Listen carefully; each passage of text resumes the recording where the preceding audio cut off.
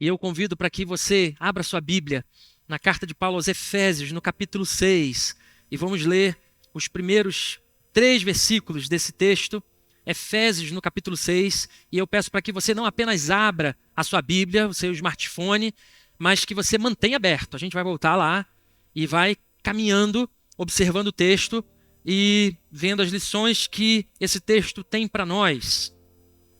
Efésios 6, de 1 a 3, diz assim a palavra do Senhor, acompanhe comigo. Filhos, obedecei a vossos pais no Senhor, pois isto é justo. Honra teu pai e a tua mãe, que é o primeiro mandamento com promessa, para que te vá bem e sejas de longa vida sobre a terra. Boa parte de vocês aqui, eu tenho certeza que assistiu um filme chamado Enrolados, um filme da Disney, que reconta uma história muito conhecida de Rapunzel. Quem não ouviu falar nessa história de Rapunzel, né? E Enrolados é uma versão, digamos assim, moderna desse filme. Conta a história dessa menina, a Rapunzel, que vivia presa em sob os cuidados daquela que ela acreditava ser a sua mãe. E ao longo desse filme, essa mulher, que a princípio era mãe de Rapunzel, ela se mostra, na verdade, a bruxa, que foi quem roubou Rapunzel na infância, que a sequestrou. Mas nesse cenário, conforme a história vai se desenrolando, e qual é essa frase? Ela falava assim, Rapunzel, sua mãe sabe mais. Sua mãe sabe mais. E tinha até uma música que falava sobre isso, né? Sua mãe sabe mais. Sua mãe... E ela falava, ó, cuidado, você vai ali na rua, você vai sair daqui dessa torre, ó, tome cuidado, sua mãe sabe mais. No entanto, essa frase, que deveria ser uma frase de inspiração, de segurança, de confiança na vida da sua filha, ela, na verdade, ao longo do filme, mostra ser uma frase que levava Rapunzel a uma limitação, era uma frase de mentira, era uma frase que remetia até mesmo a um abuso emocional. A figura dessa mãe, essa figura materna nesse filme, ela é retratada não como aquela que protege e orienta, mas sim daquela figura que oprime, que controla, que manipula aquela a quem ela tinha a guarda. No fim das contas, a mensagem que o filme passa para nós, que espectadores, é que você precisa se libertar das influências dos seus pais para só assim encontrar a sua verdadeira identidade. Eu não quero aqui ferir o coração, principalmente das meninas, falar assim, nossa, mas eu gostei tanto desse filme, dizer que é um filme diabólico. Não! Mas eu quero trazer a sua atenção para esse tema e quero que você, junto comigo, reflita sobre uma inversão de valores, sobre o mundo que a gente tem vivido. E, infelizmente, quando a gente olha para a nossa sociedade, a gente vai entender de forma muito clara que isso deixou de ser algo fundamental na vida da sociedade e passou a ser, quem diria, sinônimo de opressão. A mídia e o entretenimento frequentemente ridicularizam figuras paternas, figuras maternas. Na verdade, o que a gente tem visto reforçadas com alguns estereótipos. E ela não está simplesmente em Rapunzel. Quando a gente olha pelos seriados, como a gente olha na cultura como um todo, nos desenhos animados das crianças mais jovens, a gente vai ver que os pais são muitas vezes tratados com esses estereótipos de pessoas ultrapassadas, de seres autoritários, de seres desconectados com a realidade dos filhos, pessoas que não entendem a cabeça dos filhos, pessoas que não são capazes de entender com profundidade o que seus filhos estão passando, as emoções que eles estão vivendo. Muitas vezes esses pais são retratados como figuras, por exemplo, de um desenho bem infantil e conhecido aqui, não vou nem citar para não gerar tanta polêmica, mas que o pai sempre, quando acontecia uma situação, esse pai, ele falou assim, deixa comigo, eu vou resolver.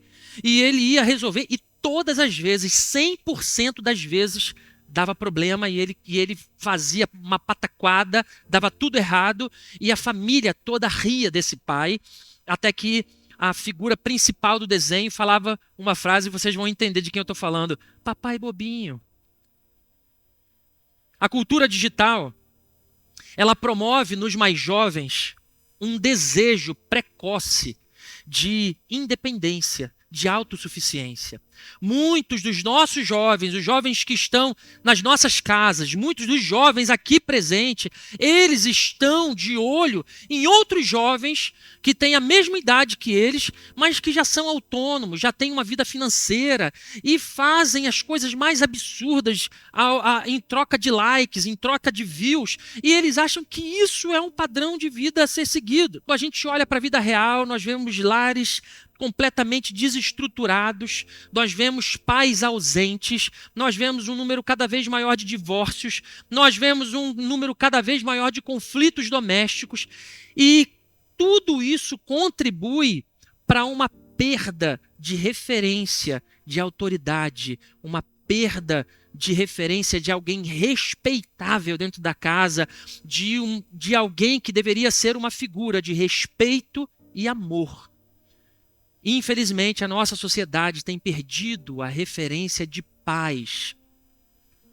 Hoje pela manhã, na escola dominical, na mensagem que nós tivemos aqui, nós falamos sobre os bebês reborns, né? E utilizamos justamente falando esse fenômeno reborn, que significa nascer de novo, e falamos sobre a necessidade que o homem tem nascer de novo, assim como João 3:3, a palavra do Senhor nos diz que é necessário nascer de novo, da água e do Espírito, e não simplesmente carregar um filho de mentira, e mostrando que, na verdade, vai muito além. A nossa vida é uma vida de simulações. Assim como nós temos agora os filhos simulados, nós temos também as amizades simuladas, nós temos também a fé simulada, nós temos o Deus simulado, nós temos os pecados simulados, porque vai tudo sendo plastificado e a gente vai fingindo que vai vivendo, mas, na verdade, acabamos vivendo uma família reborn, com uma fé reborn e uma vida como um todo reborn. Mais ainda, a inversão de papel nos lares, ela faz com que os filhos, muitas vezes, assumam as principais decisões na sua casa. Mas eu e você sabemos que isso acontece em muitos lares. Quando a família tem a mínima decisão para tomar, ela fala: Joãozinho, você quer o quê? Água quente ou água gelada? Você quer o quê? Sopa ou carne? Você quer o quê? Roupa amarela ou vermelha ou azul? Você quer o quê? Tênis ou sapato? Você quer dormir ou ficar acordado? E as decisões da família vão sendo geradas por aquela figura, por aquele filho, por aquela criança inocente. Mas ainda, quando a gente olha para esse quadro, a gente vai ver ainda que o relativismo moral, ele avança. A gente já não sabe mais muito bem o que de fato é o quê.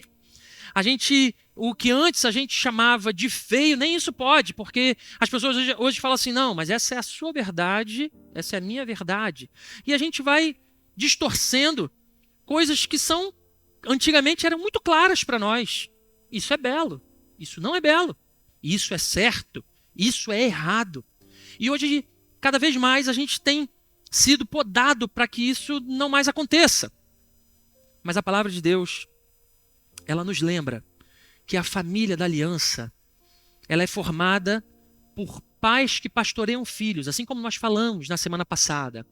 Porém, mais do que isso, essa família da aliança, ela também deve ser formada por filhos que honram os seus pais. E no texto de hoje, o apóstolo Paulo, ele fala diretamente uma palavra aos filhos. Baseado nessas palavras, eu gostaria de juntamente com vocês, extrair algumas lições aqui. Eu quero que a gente novamente volte os olhos para o verso 1 do nosso texto aqui. Filhos, obedecei os vossos pais no Senhor, pois isto é justo. A primeira lição que eu quero extrair com vocês hoje é que a honra revela a identidade dos filhos da... Paulo, ele escrevendo aos crentes de Éfeso, repare que ele não dirige os seus ensinos apenas para os adultos. Ele não dirige a sua preocupação apenas para os líderes da igreja. Ele dirige e ele se volta também para os filhos de uma forma muito direta. E quando ele fala filhos, vamos entender aqui, ele está falando todo mundo, todo tipo de filho. Então, seja ele o novinho, seja ele o jovem, seja ele o mais velho, o que inclusive já tem filhos. Se você está no papel de filho, se você ainda tem os seus pais, se você tem um deles, essa palavra ela é para você. Ou seja, no reino de Deus, filhos não são coadjuvantes, mas eles são chamados à responsabilidade desde cedo. Nós, no ato que nós tivemos aqui agora há pouco, do batismo infantil, nós declaramos isso diante da igreja, diante do Senhor, que os nossos filhos não são coadjuvantes no reino. Eles são igreja conosco, eles são parte do corpo de Cristo, eles são família do Senhor. E ser filho na família da aliança, a primeira coisa que esse filho deve ser, ele deve ser discípulo. O primeiro campo do discipulado dos filhos da família da aliança deve ser o seu próprio lar. E eu sei que quando eu falo isso, certamente, muito de nós aqui não se vejam em condições de dizer isso. Talvez você, filho, quando ouça eu dizendo isso, que o primeiro local de discipulado deve ser o seu próprio lar, talvez você me ouça e não classifique os seus pais como discipuladores, muito menos o seu lar como o primeiro campo de discipulado da sua vida. Talvez você possa ter crescido em um ambiente onde a fé, como um todo, ela não era a prioridade, onde a oração não era algo praticado, muito menos o culto doméstico. Que dirá a Bíblia e a palavra do Senhor? Talvez os seus pais possam até ser crentes no Senhor, possam até ter uma consciência cristã, mas eles não investem no ensino da palavra, eles declinam dessa responsabilidade e jogam para a igreja essa responsabilidade, jogam para a vida do pastor, dos líderes, enfim. Mas ainda assim, filho, Deus te vê. Ainda assim, Deus te vê. Deus conhece o seu coração. E mais, Ele chama você, filho, a ser um discípulo ativo, mesmo quando você está em um ambiente imperfeito. O que eu quero dizer de forma muito clara aqui, essa noite, é que a aliança de Deus, ela é maior do que qualquer das falhas humanas. Ela é maior do que as suas próprias falhas e maior do que as falhas dos seus pais. E mesmo que os seus pais não sejam um exemplo na sua vida, mesmo que você não veja que na vida que eles levam, eles honram e obedecem o próprio Senhor, esse chamado continua sendo para você.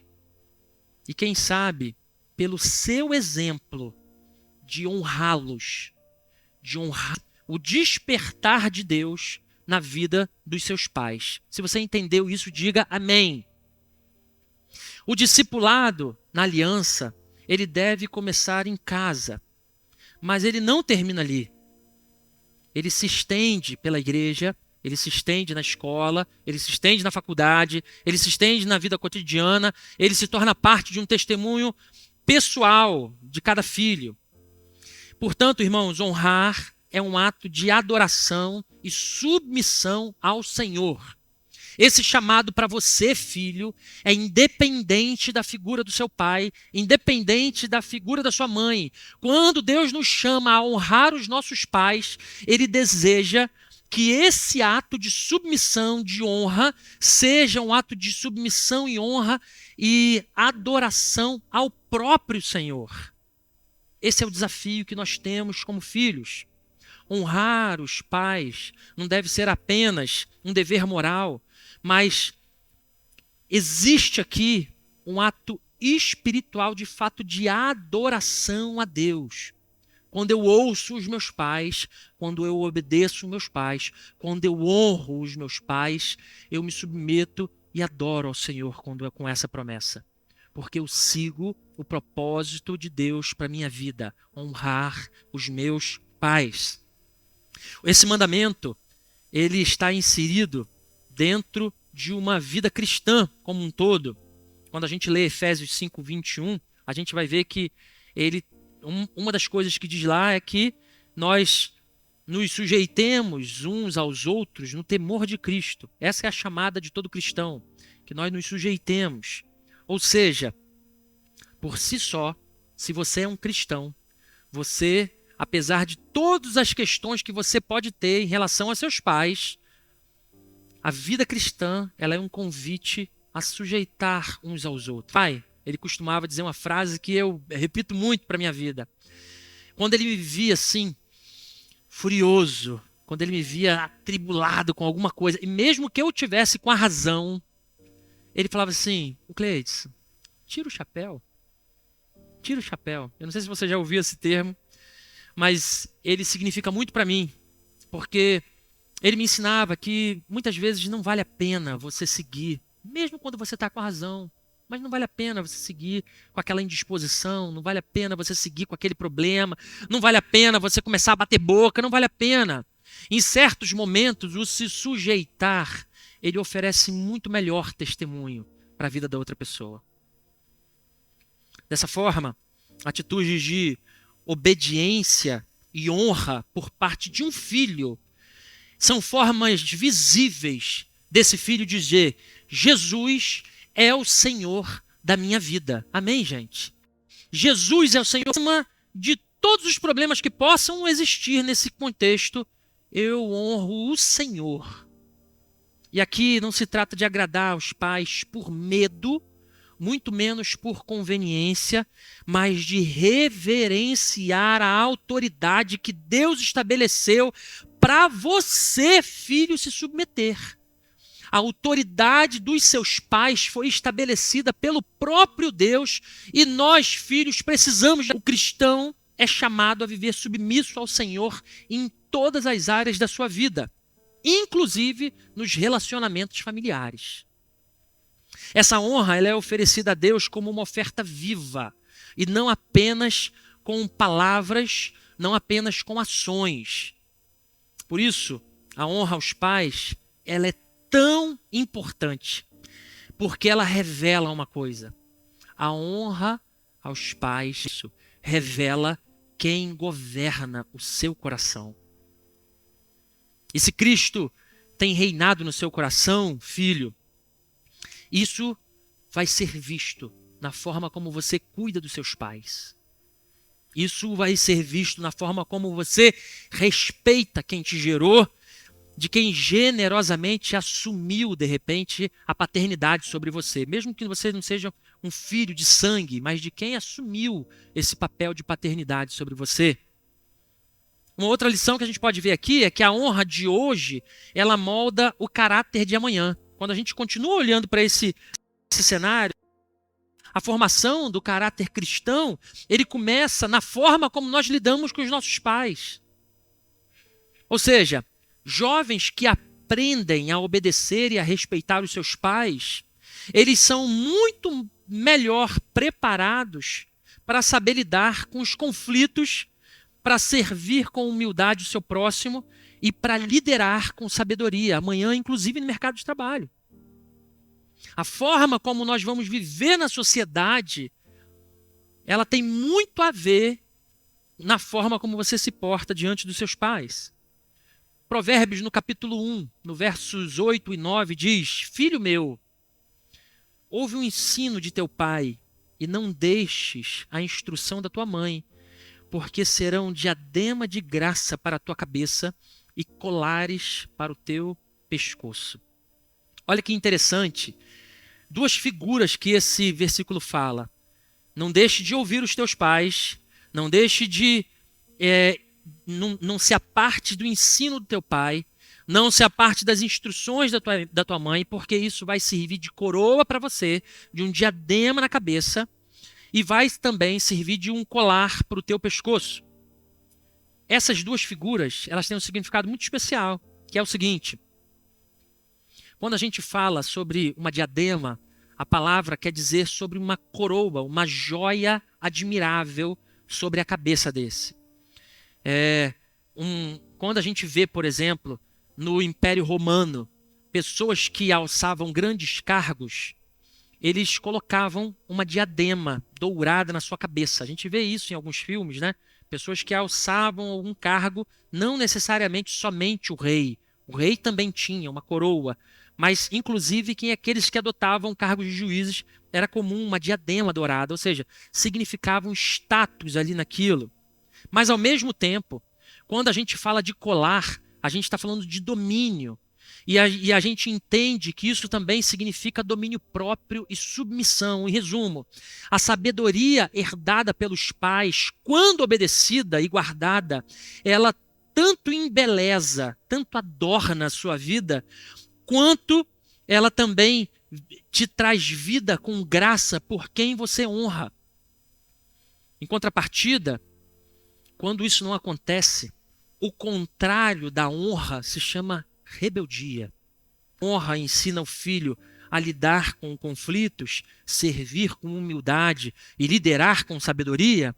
A rebeldia, ela rejeita a autoridade, recusa a correção e despreza o conselho. Não é à toa que nesse colapso de honra, né, que a gente viu aqui, que a nossa sociedade tem vivido, ela tem feito na sociedade, tem trazido algumas características cada vez mais agressivas, cada vez mais insubmissas, cada vez mais desrespeitosas. É ou não é verdade isso que eu estou dizendo? Quando a gente olha para as coisas simples, banais da vida, quando a gente está numa sala de aula, antigamente a figura do professor, ela era uma imposição de autoridade dentro da sala. E a gente tem visto esse cenário completamente diferente. As figuras dos pais nas casas. Antigamente, o filho pensava duas vezes no que dizer, como dizer. E com o passar do tempo, isso tem cada vez mais sido jogado pelo ralo.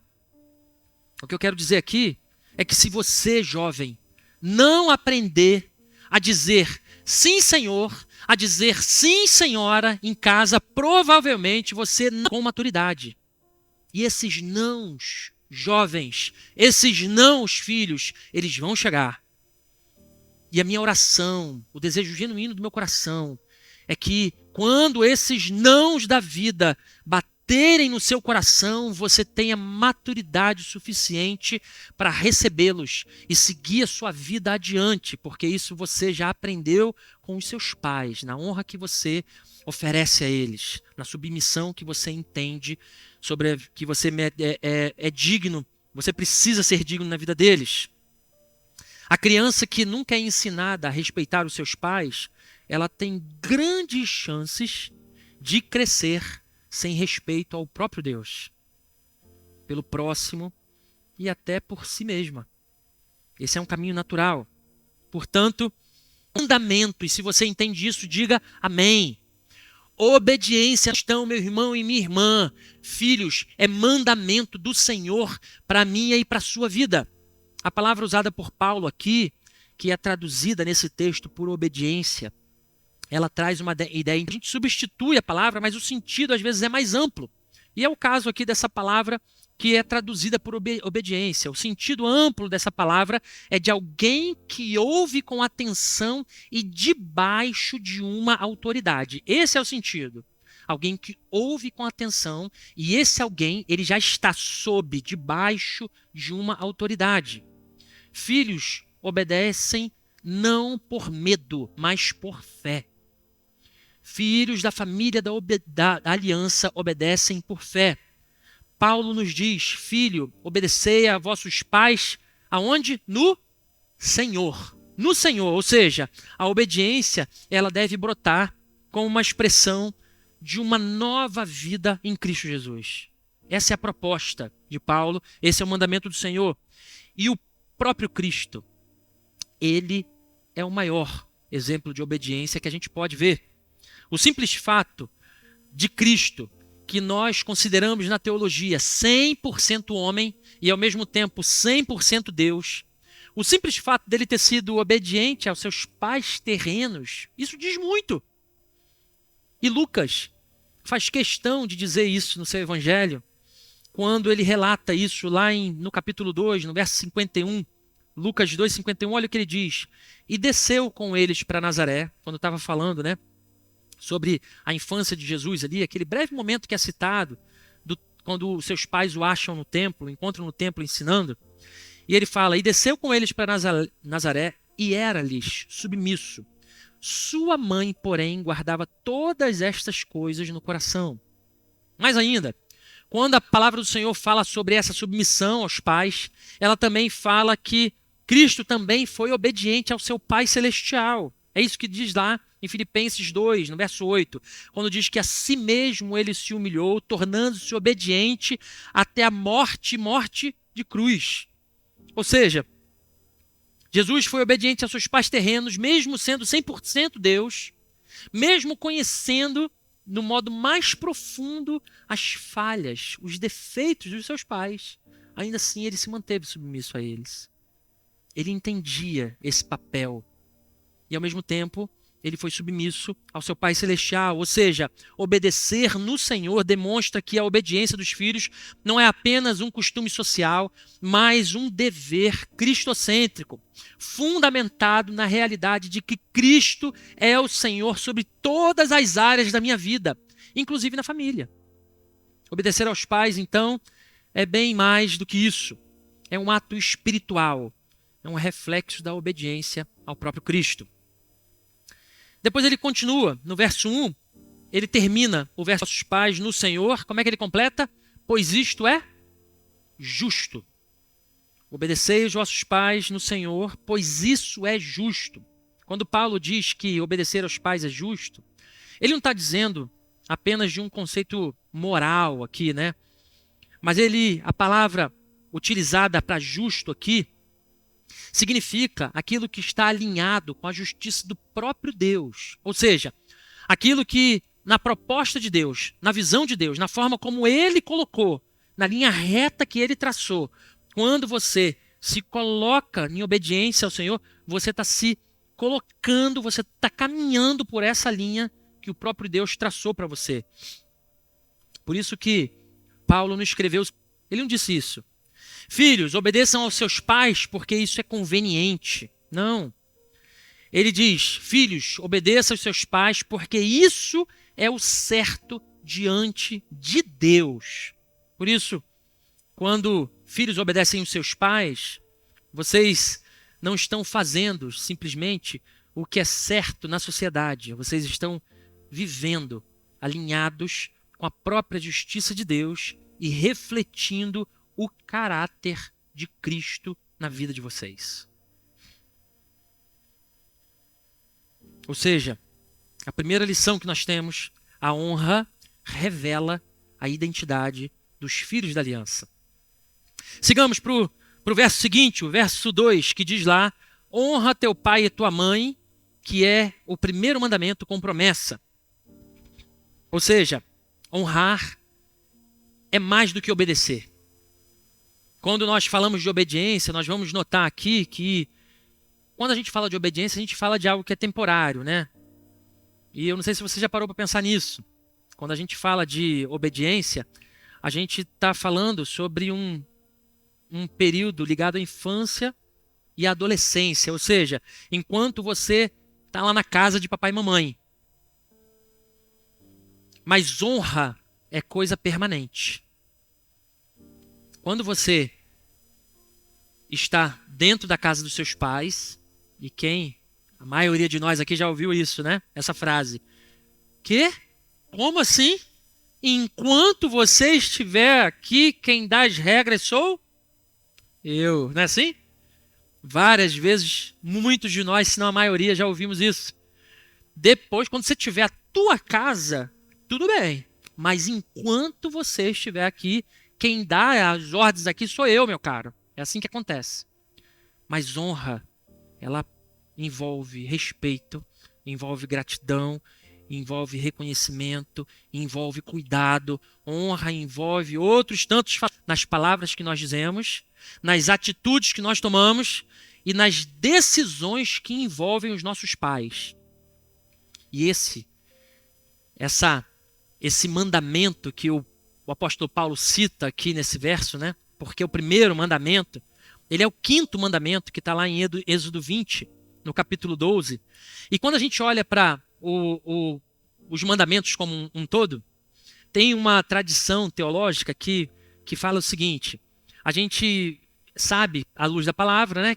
Fala que Moisés escreveu os 10 mandamentos em quantas tábuas? 2 tábuas, não é isso? Escreveu em 2 tábuas.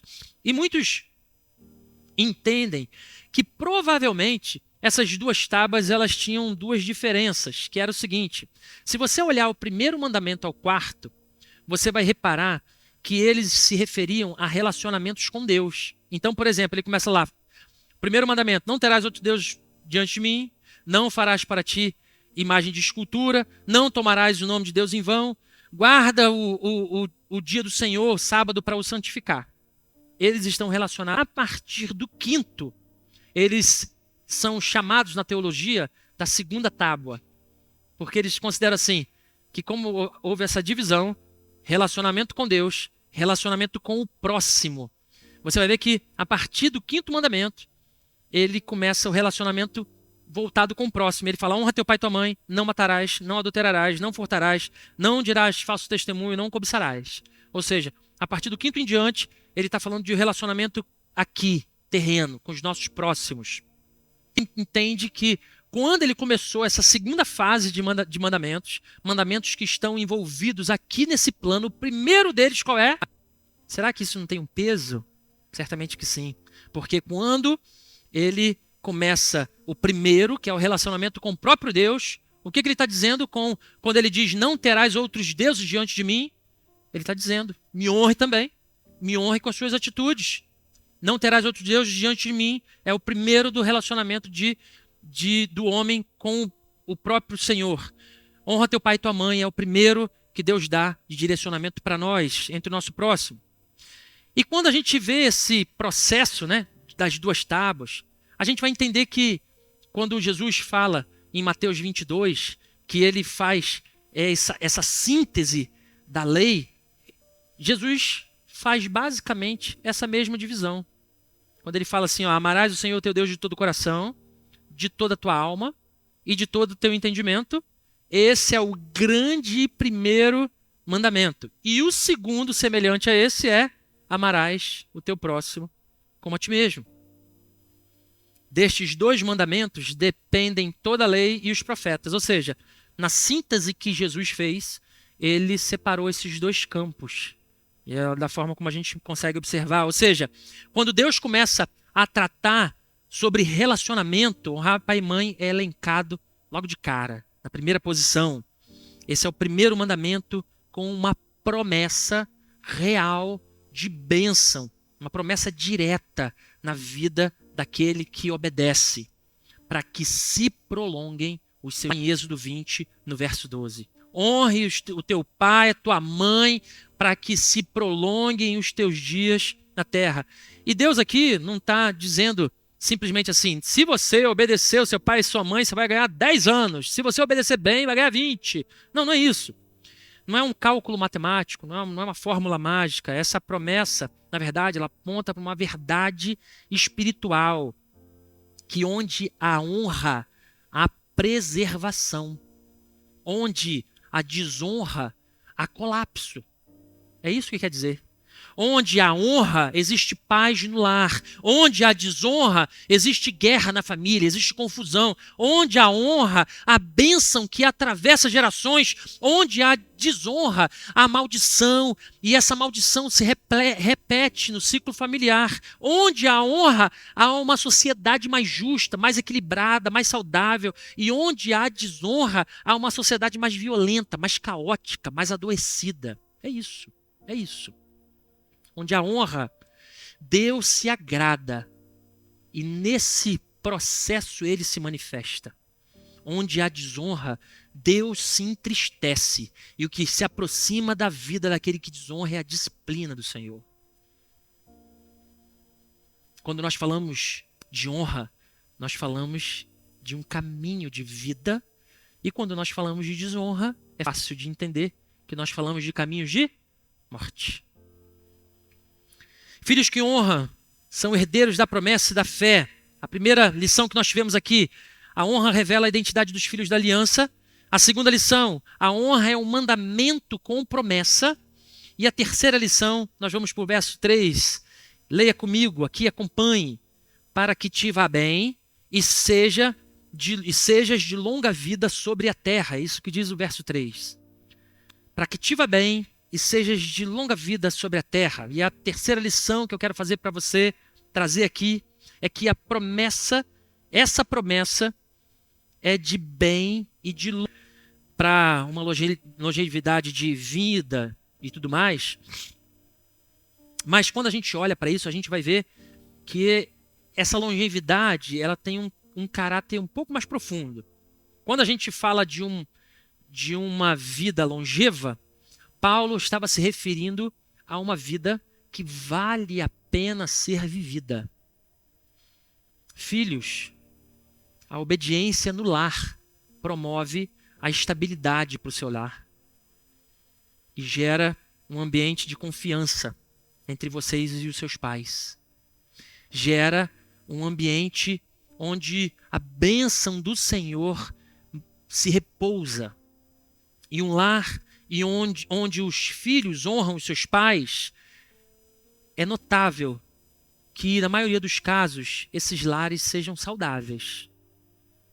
Onde há lares saudáveis, há igrejas fortes. Onde há igrejas fortes, há famílias, cidades, vizinhos, bairros transformados. Então, filho, se você deseja ser bem-sucedido na sua vida, atenção, você, especialmente você jovem, que ainda tem uma vida toda pela frente, comece honrando seus pais dentro da sua casa.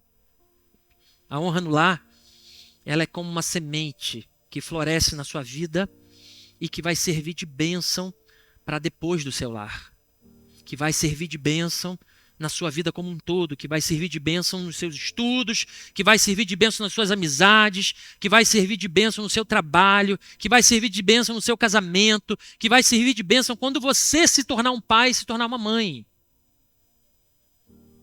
E ao mesmo tempo, filhos, em nome de Jesus, não se enganem. A rebeldia, invariavelmente, traz feridas profundas. É verdade no início, mas termina com culpa, termina com tristeza, termina com vazio, termina com arrependimento. Grave o que eu vou dizer aqui para você. A sua honra, filho, constrói um legado. Próprios filhos vão colher amanhã. Se você crê nisso, diga amém. A respeito do que você oferece hoje, Deus pode fazer frutificar na sua própria casa, na sua própria descendência. Honrar os seus pais são sementes de bênção que você, filho, planta. Provérbios 20, verso 7 diz que o justo anda na sua integridade. Bem-aventurados serão os seus filhos depois dele. Portanto, filhos, eu quero que vocês pensem nisso com muito carinho. A honra que você oferece aos seus pais hoje não é apenas um dever, mas uma semente de bênção que Deus há de florescer na sua vida. e mais ainda, na vida das gerações que virão. Mas a gente chega ao fim dessa mensagem e talvez, ouvindo tudo o que foi falado até aqui, você, filho, pense que você falhou.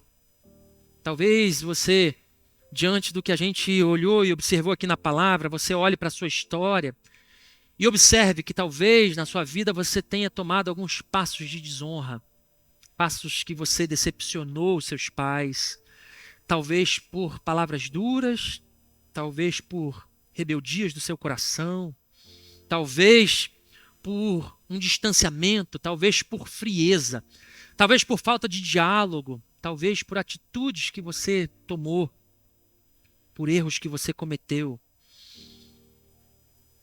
Talvez, mais ainda do que desonrar os seus pais terrenos, você reconheça que também está longe de honrar o Pai Celestial. E aqui eu quero trazer uma verdade para que você possa ouvir, e possa ouvir com muita atenção, que o Deus que te chama para honrar o seu pai e a sua mãe é o mesmo que está pronto para te perdoar. É o mesmo que está pronto para te restaurar. É o mesmo que está pronto para ajudar você nesse novo caminho da sua vida. É o mesmo que está pronto para caminhar com você nessas novas atitudes.